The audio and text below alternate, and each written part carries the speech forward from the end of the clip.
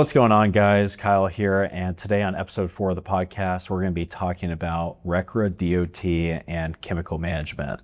So these are all topics that I believe a lot of workplaces struggle with. I think a lot of workplaces, especially ones that we've been to in the past, I think that they've had a lot of problems in this area. So we're going to be hitting on a couple different things that you can do to help in the workplace, manage it better, and what you can do to be better prepared. So first I'm going to start off, my guest today, once again, is Hallie Koenig. If you didn't watch the episode last time, Hallie has a very significant career in EHS. She's been doing EHS for over 10 years, has a master's degree in safety. She is a CSP.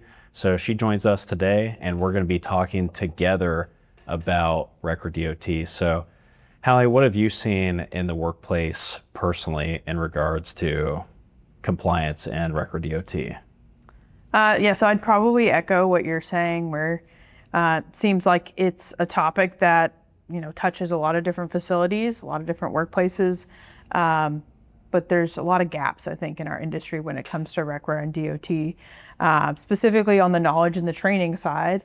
Again, anybody who generates waste is under that umbrella of RCRA DOT, and a lot of people don't even know training is actually required for that. So when you talk about RCRA really is more focused on the management of the waste. So the generation of the waste, the storage of the waste, and the disposal of the waste. Whereas DOT gets more into how are you managing the transportation of that waste? How do you make sure it's being handled properly, tracked properly? So from my background, RCRA is something that I've always really put an emphasis on, because most programs do lack certain basics of RCRA. So what I've noticed a lot is typically in that training forum. Yeah, I think with training, a lot of workplaces, they'll generate hazardous waste and a supplier will come and pick it up, or somebody that manages that waste, somebody that's a hauler is going to come pick it up. They're going to have a waste manifest, and they're going to have to sign that hazardous waste manifest. And whoever signs that hazardous waste manifest is going to have training on RCRA DOT. So I think that that's one of the biggest gaps that people have. I think another huge gap is just not getting rid of their waste in a timely manner. So whether they're a small quantity generator or a large quantity generator, you have different timelines for when you can hold that hazardous waste. So depending on what your status is, and some workplaces, they don't even have a status because they've never, registered for one, which could be a violation too. I think that that's one of the other places that they struggle a lot, is that they have a ton of hazardous waste that they've just been collecting on site. And it just really opens them up for significant fines. Yep. One of the things that I've had a lot of discussions with over the years of me working in this industry is a lot of facilities and a lot of people think that once you sign that manifest and you hand that over and your waste is hauled off site, that does not mean your responsibility stops there as well, right? So the whole purpose of RCRA is to make sure that waste is managed from cradle to grave, right? So again, that's from the inception of the generation of that waste all the way up until the point that it has been destroyed, right? So as soon as your waste hauler takes that drum of waste off site, that does not necessarily mean that, that's out of your hair, you don't have to worry about it. If something were to happen and a drum of your waste was to fall off a truck, right, they're still going to track it back to you as the facility that generated it, right? Of course, that hauler does have some responsibilities in there. They're on that chain of custody at that point. But ultimately, that waste is yours until you get that guarantee, that certificate from the landfill that it's been destroyed in one way or another.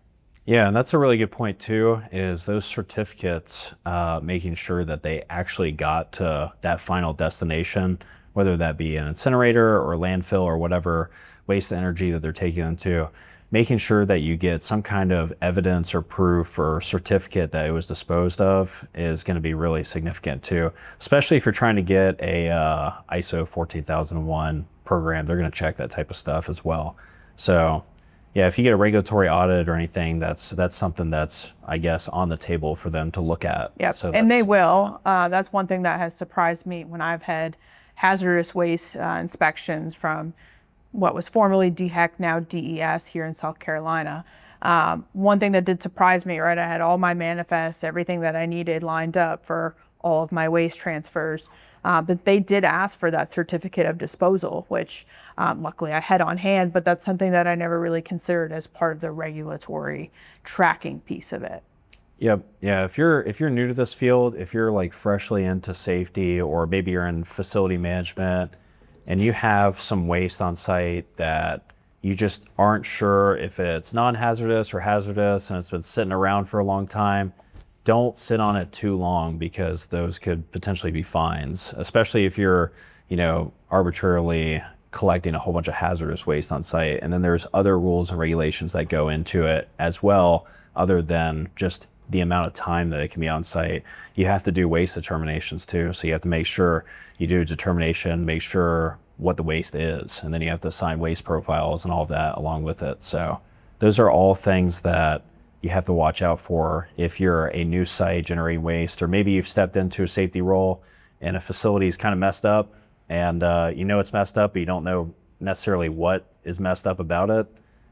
That's one thing that you got to watch out for, is those accumulation times, making sure that the waste determinations have been done and documented correctly, and they have waste profiles and you have outlets and everything already set up for that. Yep.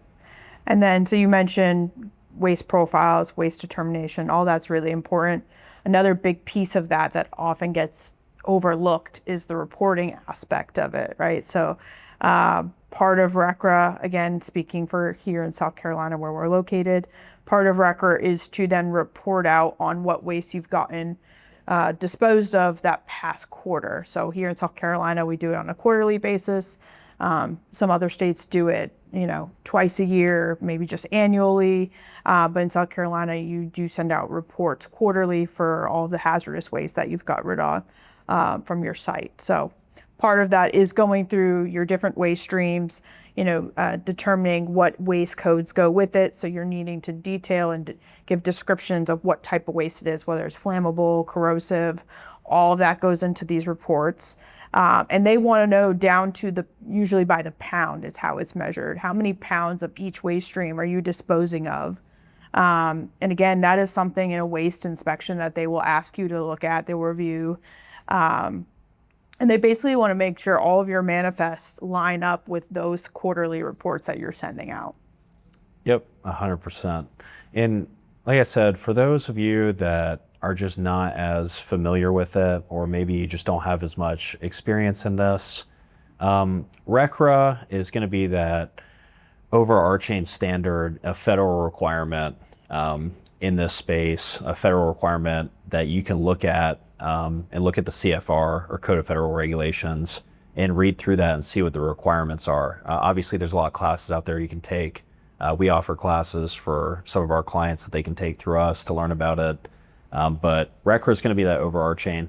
And then whatever your state regulatory, like what Hallie was saying, whether it's South Carolina or it's South Carolina DES, or North Carolina DEQ, or Texas, or whatever state you're in, they're going to have specific standards as well that you have to pay attention to and focus on. So that can also be really hard and challenging. Like I know I've done in the past, where you're over different states and you have to learn those specific standards for those specific states, because they're going to be different everywhere. I mean, if you go to California is going to have way different waste disposal standards. Some things in California will be considered hazardous waste, whereas if you go to another state like Nevada or something like that, they might not classify that as hazardous waste. So you have to be, cognizant of that.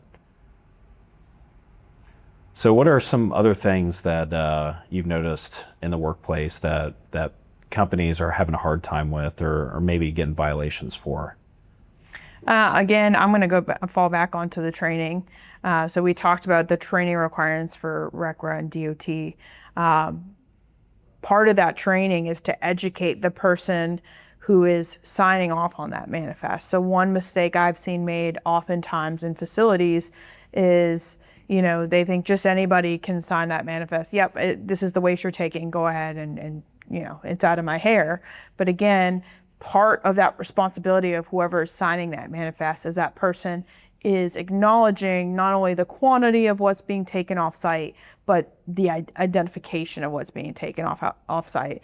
You know, I've been to several facilities where you go there and they have a mystery chemical, right? They've got a big tote of a unknown chemical that's been sitting there for years in the back lot.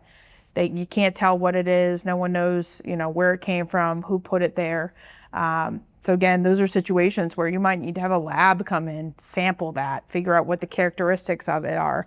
I've had a situation like that where there was, again, mystery tote. No one knew where it came from, how long it was sitting there. It looked pretty gnarly. It was brown and, you know, it looked like it had some solids in there. We ended up getting it sampled so we knew what it was, so we knew how to get rid of it the right way. It ended up being dirty water, which, you know, is really ideal, but you never know what you could be working with, right? It could be a construction site where you're dealing with a lot of different subcontractors who are bringing a lot of things on site.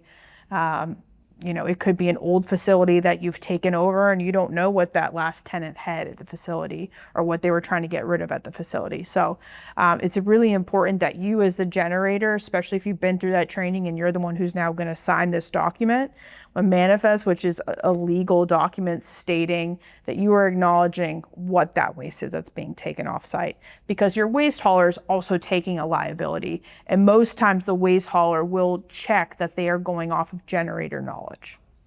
Yeah, I'm glad you brought up the training again, because even though specifically we're targeting people that are signing off those manifests, it's also a really good idea just to have individuals that are handling that waste also sit in on that training as well, or anyone that's going to be managing that waste, because it could just be, you know, a material handler or forklift operator, and they take a 55-gallon drum of some waste.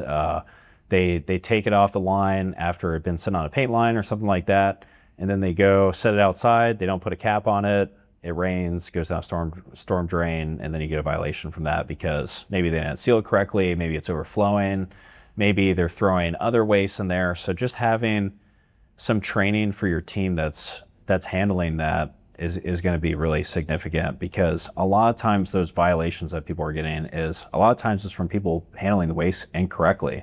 So they're leaving caps off. They're not having sufficient distance in between aisleways.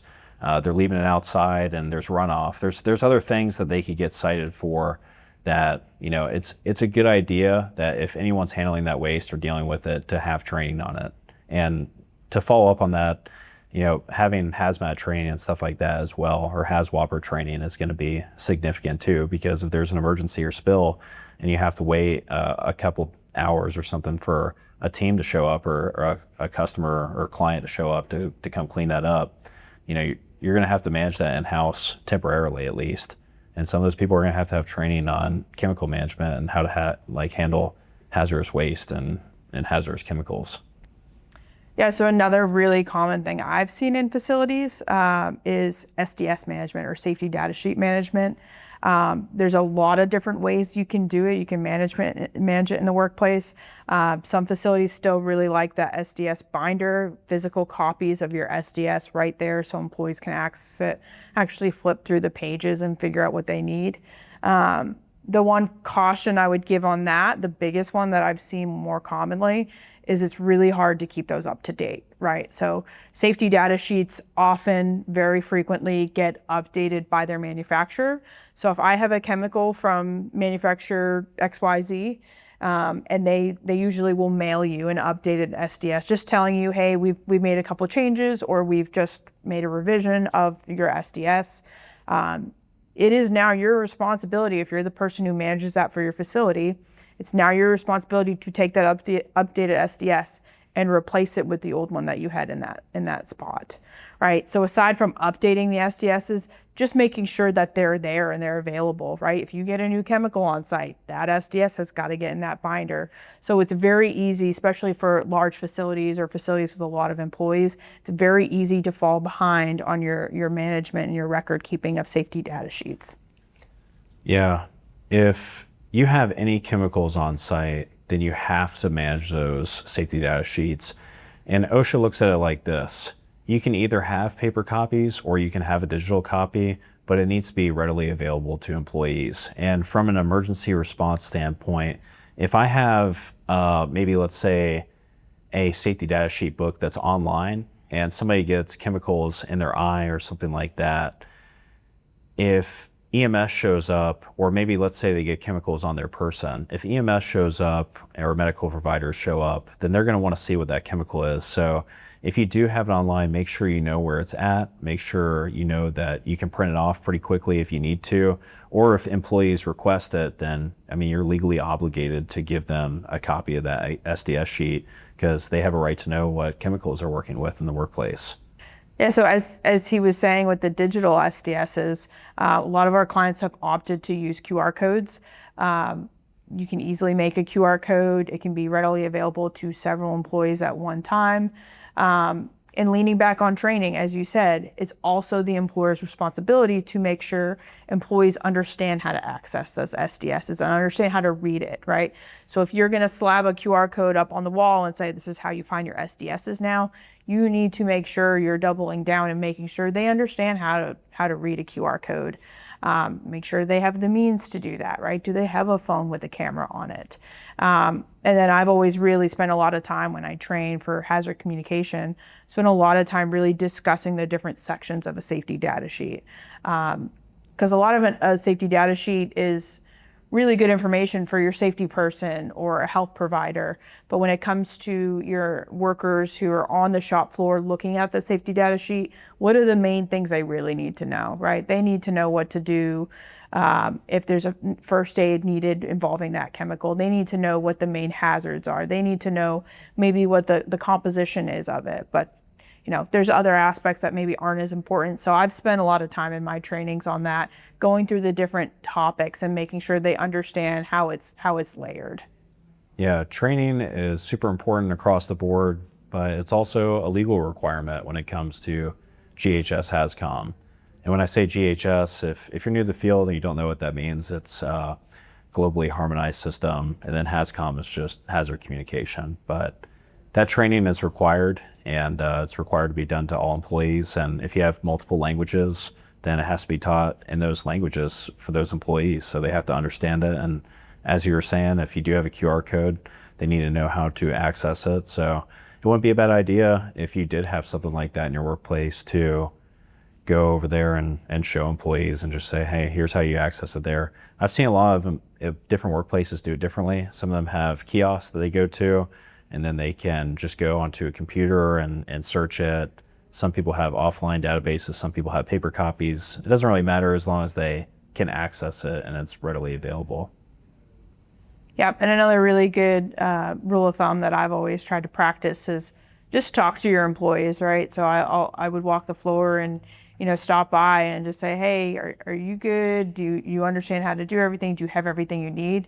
I've had instances like that where employees have actually told me like, hey, the link is dead, or I can't find this safety data sheet in our inventory. So it's actually can be very eye-opening if you just talk to the team. At the end of the day, if you're doing those check-ins and you've built that trust with them, they're going to come forward and they're going to help you do your job more effectively. Yeah, absolutely. So I hope you guys learned something new today. If you have any questions about this episode or anything that we covered, feel free to leave a comment below and we'll try to get to them as fast as we can. If you have any other questions, then you can call us or go to our website, AmericanHealthAndSafety.com, and you can send us a contact form on there. So hope you have a great day and happy holidays.